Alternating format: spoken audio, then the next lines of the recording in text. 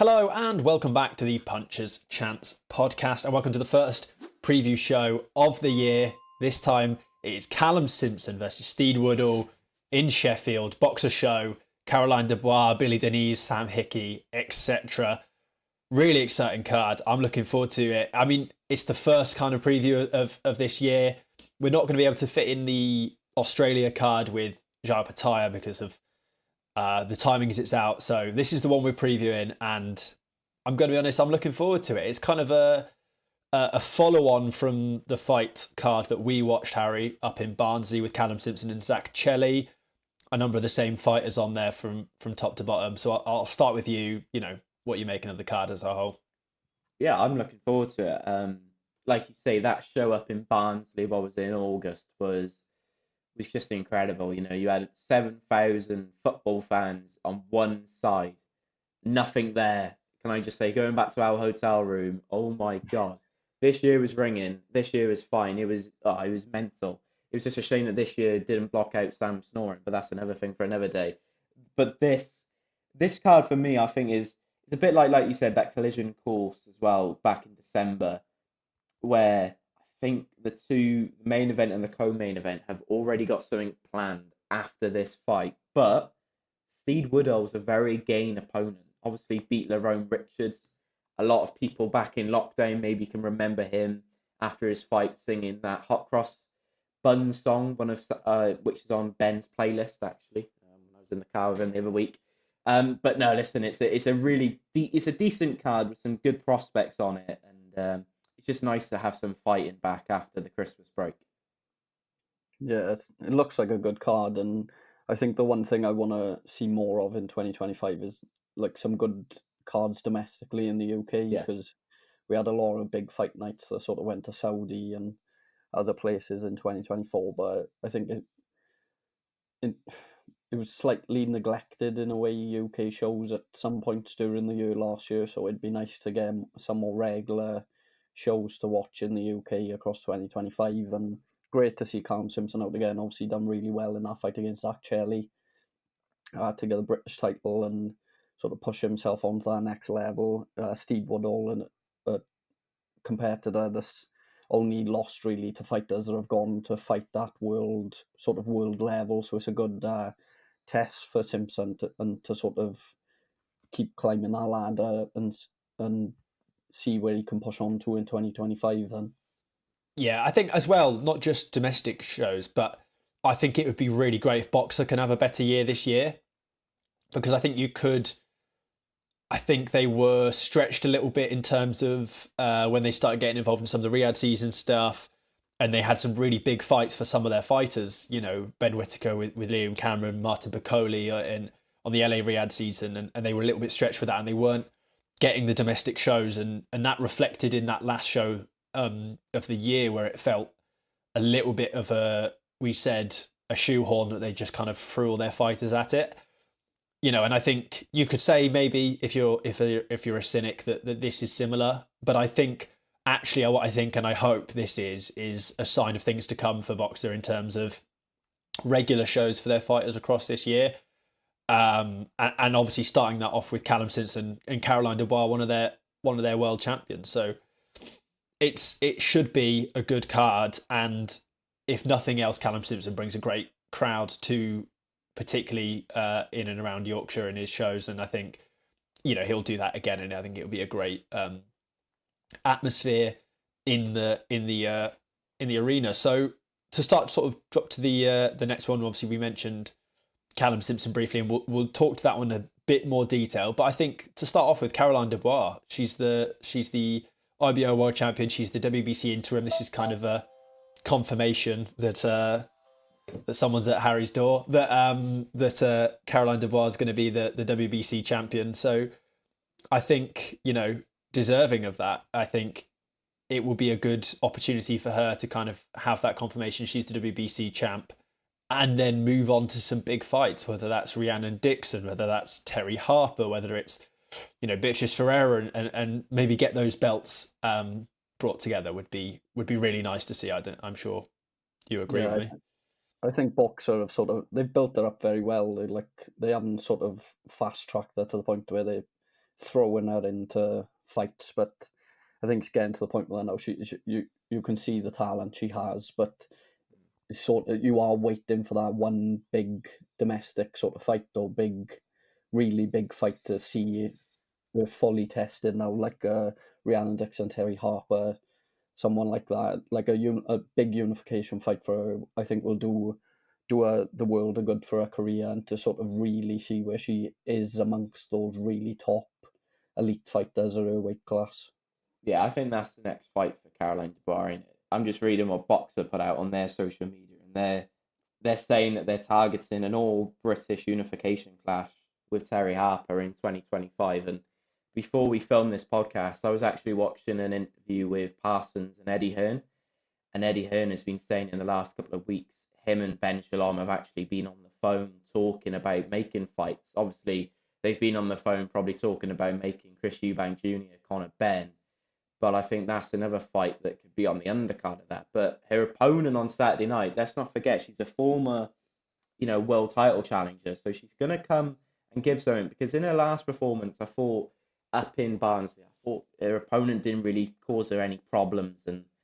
But I think this weekend, Jessica Kamara could cause Caroline some problems. And it'd be interesting to see how she responds to that. And then if she gets through this, she obviously put out on social media as well that she's interested in fighting on Lauren Price's undercard against Tasha Jonas at the Royal Albert Hall. I think that's probably the next step. And then you need to start looking at unification fights for her, because I think she's beyond this level now, continuously defending her title. She needs to start winning more. And that's what 2025, I think, has in store for her. Yeah, I mean, you mentioned that Boxer card, and obviously it seems as if it's going to be an all-female card, which is great to see. And obviously you'll probably have the likes of Fran Hennessy, Kara Sartensur, the female boxer fighters on there. But Caroline Dubois, if you could get that as a fight against Terri Harper on there as well, and have two all-British female unification fights, I think that would be some statement, not only from Boxer, but just a phenomenal advert for female boxing, because I think Terri Harper would give Caroline Dubois a very, very good fight. We've seen her now at lightweight. She looks comfortable. She seems to be fighting well at that weight compared to welter and super welter and stuff where she's fought before. And that's going to be a test for Caroline Dubois. And so if you can get that on that undercard and have, Lauren Price and Tasha Jonas is a huge female fight, and then this one is a big fight, and then you can have the sort of talent below that as well, I think that would be a brilliant statement, and one that I hope to see, because really Caroline Dubois is going to have to get through this comfortably in order to be completely fully ready for that show. And Boxer do have a habit of sort of pre-planning like this, and it worries me in boxing when you do. It really does, because we got away with it at the end of December with the Price and Jonas, but on another day, that could have all blown up in their faces. Fortunately, it didn't. But that's really what I hope to happen from that. Yeah, I think Boxer need a big 2025, especially domestically, like you alluded to earlier. I think I went to that card up in Liverpool, the last one of the year, and the sort of overriding feeling you had from most of the fighters on that card was a sense of frustration over the fact that they'd waited so long to sort of get a fight, and then it was, like you said, it was sort of just, let's push them out one last time before the end of the year. Now you had the likes of Mark Jeffers, who is obviously will be eyeing up the main event this weekend, because he's keeping one eye on Callum Simpson, obviously extremely frustrated with the way his career is going at the moment, and could be a potential future opponent for Simpson if he can get through this fight on the weekend. Yeah, absolutely. And on to that, Callum Simpson, like we said, British and Commonwealth champ, did unbelievably well against Zach Chelly in what was a competitive fight in Barnsley. And again, like Harry said, a game opponent who's going to be difficult to beat, has had some good wins, had a few losses against some top fighters, and you can only imagine is gonna go in there and look to upset the apple cart, and Callum Simpson needs to be wary of that. That being said, I do again think it's one that Callum Simpson should be winning, certainly, especially if he does want to kick on to sort of world level, which with the British and Commonwealth, by the time you've kind of defended that a few times, that is kind of the next natural step for him. And the super middleweight division's on lock with Canelo Alvarez, so to get those opportunities is difficult. But there will be fights to be made for him, and it's this kind of fight that you need to get through pretty comfortably if you do want to say to the world, that's the fights I should be having. Yeah, it's probably one of the most difficult sort of weight classes to make a dent in, and obviously, like, you've got Canelo at the top, who sort of controls all the belts and everything that goes on there. So yeah, it is a difficult one to sort of climb that ladder, but it'd be interesting to see if he can pick up the win on Saturday, where they sort of move him to next in terms of how far they look to push him up those rankings. Imagine, though, just Callum Simpson in a lot of his interviews have said, I want to bring Canelo to Oakwell.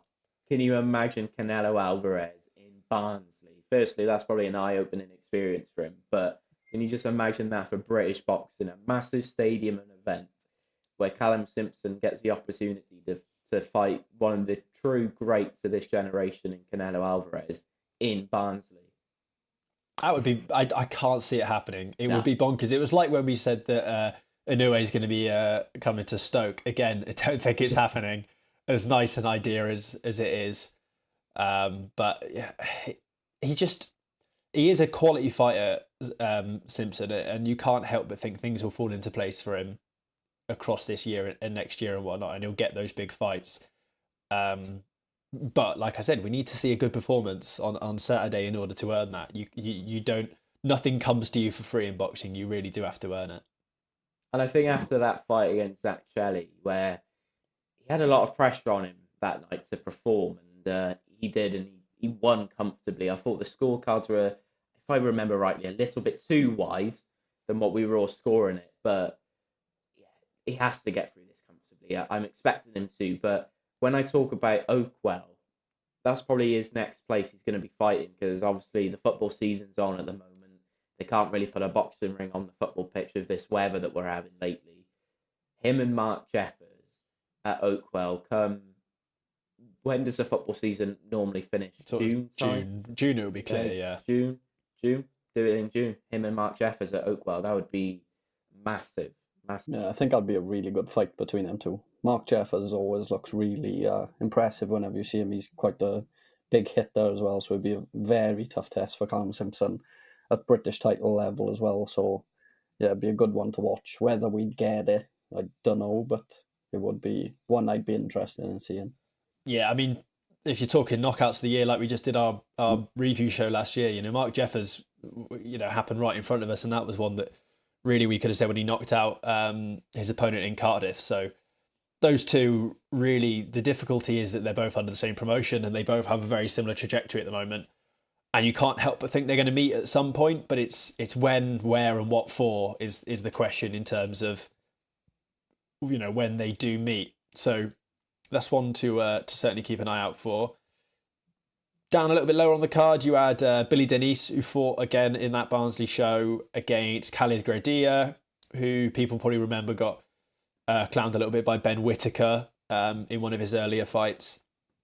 And I remember this one. I remember Billy Deniz looking really good on that night. I remember coming out of that one and thinking, yeah, this guy's a quality fighter, and at 12-0, that's obviously no surprise.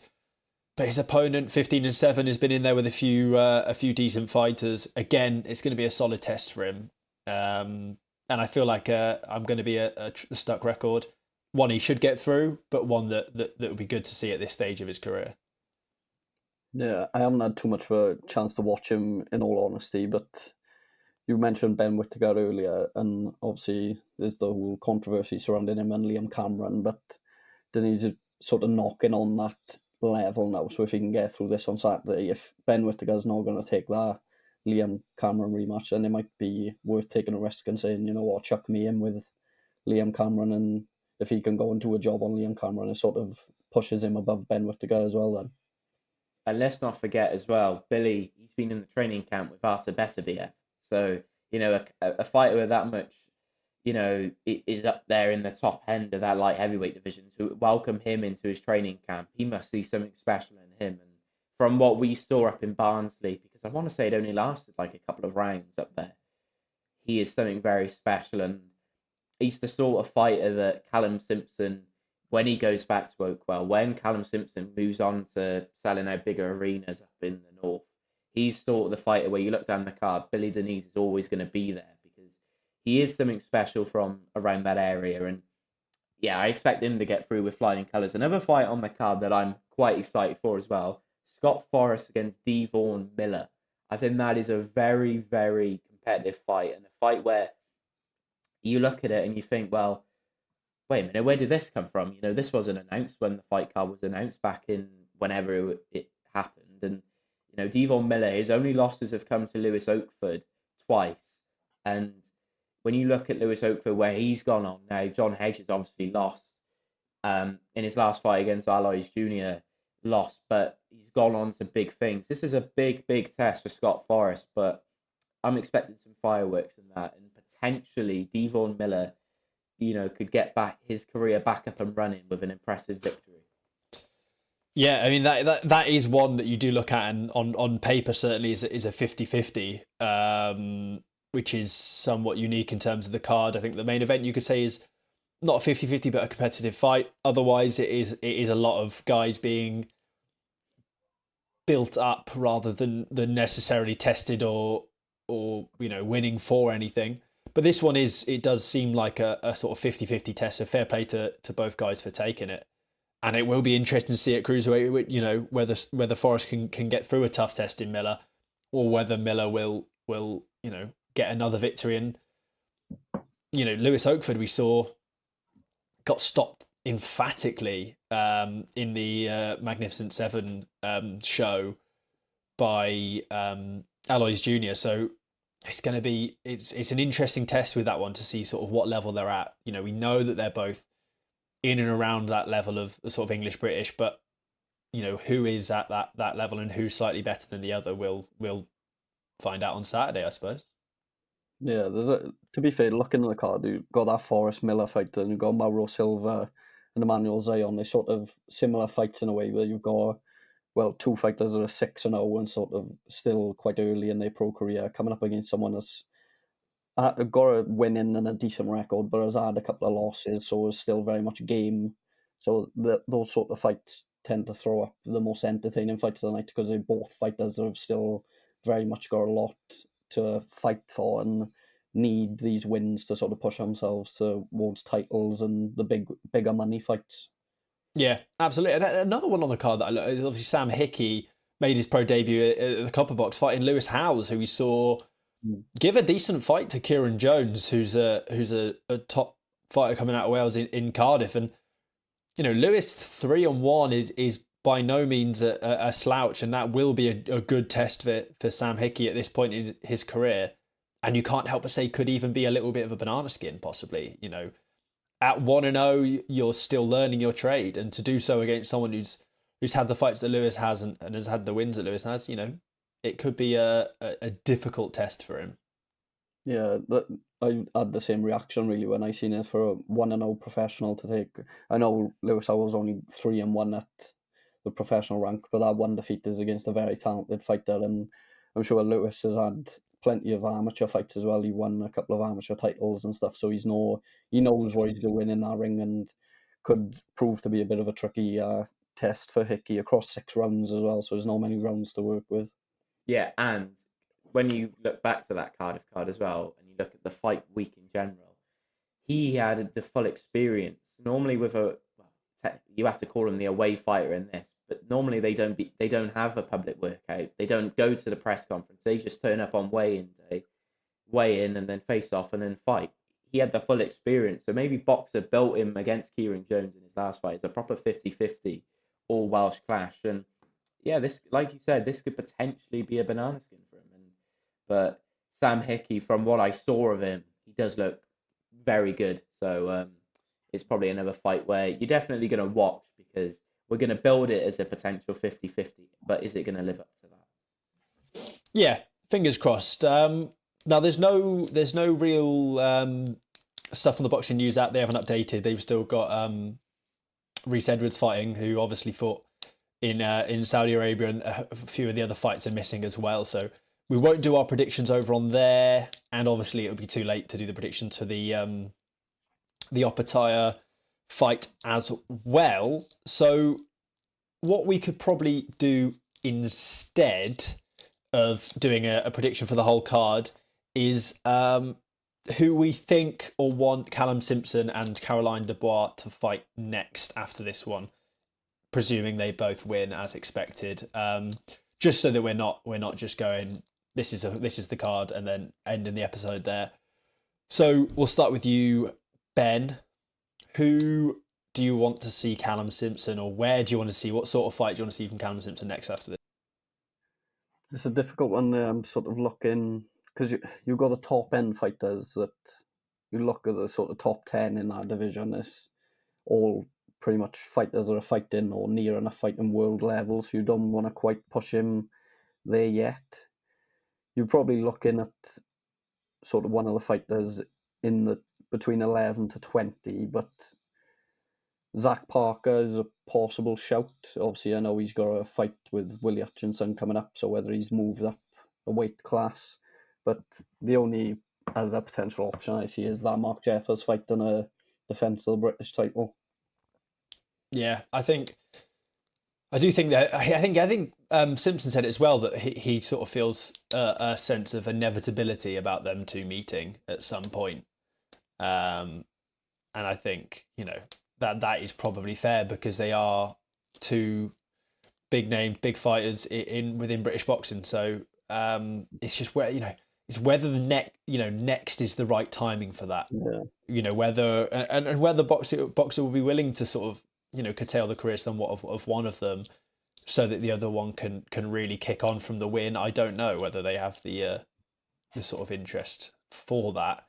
I'd like to see him, I don't have the name off the top of my head, but go for whoever the European champion is at super middleweight. Really clean up those domestic belts and then move on to world level. I don't know if I'm sure there is a European champ, but yeah, I think he needs to clean up the domestic sort of scene before he kicks on and tries to test at world level. What about you, Harry? Mark Jeffers for me is the fight to make next. It makes the perfect sense. So both are from Yorkshire. I hope they're both from Yorkshire. I think they could be Lancaster. I think Lancaster, maybe. I think Jeff is certainly northern. There's the story. There's the narrative there. Proper northern clash there, and I think that sells out Oakwell within minutes with his sets of fans. And listen, he sold out Oakwell on quite short notice against Zach Shelley, and we had 7,000 there. I think he can easily double that and fight Mark Jeffers there. And actually, instead of having the ring on the touchline, put it in the centre of the field and do it that way. Caroline Dubois, on the other hand, I think all of us probably want Terri Harper, but I wouldn't be against a Beatrice Ferreira fight as well as a test for her. I think that's a very competitive fight there, and she looked very impressive when she fought in Monte Carlo the other week. So yeah, I think that's potentially the route that Caroline could go down, but like we say, she has to get through Jessica Kamara, who is ranked in the top 10 in her division, so it's no gimme this fight on Saturday. Yeah, I do think Terri Harper's the fight, like we said. But if it's not Terri Harper, maybe you get Rhiannon and Dixon for the vacant WBA. I think it is vacant. I think either of those is certainly a domestic clash, certainly a world title fight. Would be on the table for Caroline Dubois, and I think it's so obvious she's got to be surely on the undercard of that Lauren Price, Tasha Jonas. So really, yeah, either one of those, Terri Harper, Rhiannon Dixon, and make it for a world title. I think the most likely outcome is obviously she gets the Terri Harper fight, and then Rhiannon Dixon goes for the vacant belt, and then you can do another unification fight then between the winner, and you either get a rematch with Terri Harper or the Dubois and the Dubois unification fight then for Rhiannon Dixon as well. Yeah, fair enough. And obviously by that point, Daniel Dubois will be undisputed heavyweight champion of the world. So you'll be looking at two undisputed champs in the Dubois family. That's obviously how it's going to go. Well, I think that pretty much wraps it up for what is our first preview of the year. Obviously remote online this one. We'll be back in the studio next week, bar any hiccups. So looking forward to that. Subscribe if you haven't already, or follow us on Spotify if you're listening on the audio version, or if you are listening on the audio version, there is a video version as well if you so prefer. Twitter, Facebook, all that good stuff for live shows and interviews, all that good content, and we'll catch you next week for a review show. Punches chance.